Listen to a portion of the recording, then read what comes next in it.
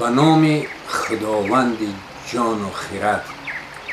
درود دیگر رو جوشان ما را بپذیرید، همزبانان همزمان دور و نزدیک، هواداران کلام ناب فارسی دری تاجیکی. اینک آمدیم به گفتار 65 شاه اثر بیزوال حکیم ابوالقاسم فردوسی، شاهنامه. داستان خشم گرفتن مهراب بر سیندوخت. با کابل چو این داستان فاش گشت، سری مرزبان پرزی پرخاش گشت. برا شفت سیندوخت و پیش خان، همه خشم رودابه بر وی براند. بدو گفت که اکنون جز این رای نیست، که با شاه گیتی مرا پای نیست. که آرمت بدوختی ناپاکتن، کشم زارتان بر سری انجمن. مگر شاه ایران از آن خشم و کین، بیاساید و رام گردد زمین. ز کابل کی با سام یارد جهید، کی خواهد همه زخم روزش چشید.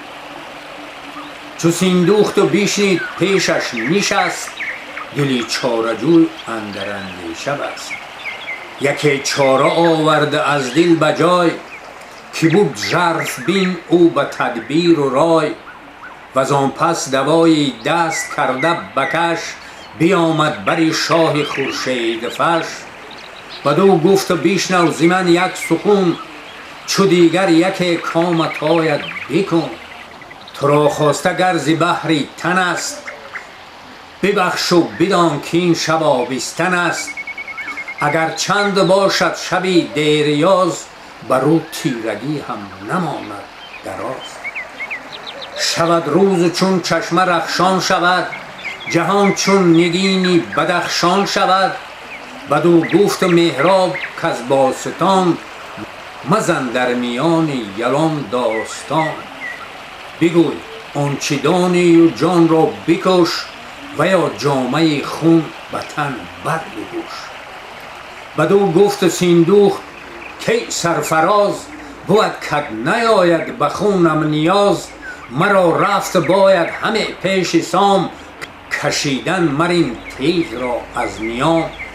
بگویم بدو آنچه گفتن سزد، خرد خام گفتارها را پزد. ز من رنج جان و ز تو خواسته، سپردن به من گنج آراسته. بدو گفت مهراب کین کلید، غمی گنج هرگز نباید کشید. پرستنده و اسپ و تخت و کلاه، بیارای و با خویشتن بر براه. مگر شهر کابل نسوزد به ما، چه پژمرده شد برفروزد به ما. چنین گفت سیندوخت با نامدار، بخواهی روان خواسته خواردار. نباید که چون من بوم چاره جوی، تو رودابه را سختی آری برو. مرا در جهان اندوهی جان اوست، کنون با تو روز پیمان اوست.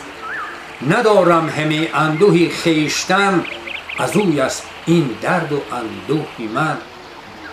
یکی سخت پیمان ستود زون نخست، پس آنگه به مردی رهی چاره جست.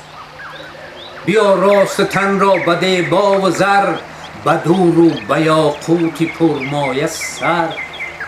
پس از گنج مهراب بحری نثار، برون کرد دینار 300,000.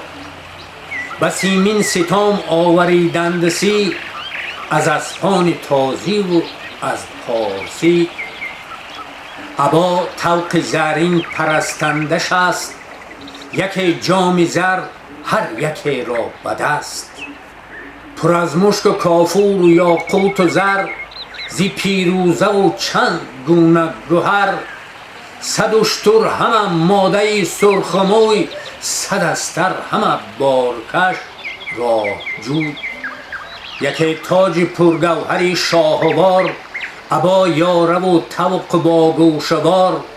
بسانی سپهر یک تخت زر، نشانده در او چند گونه گوهر. رشی خسروی 20 پهنای او، سواری سرافراز بالای او.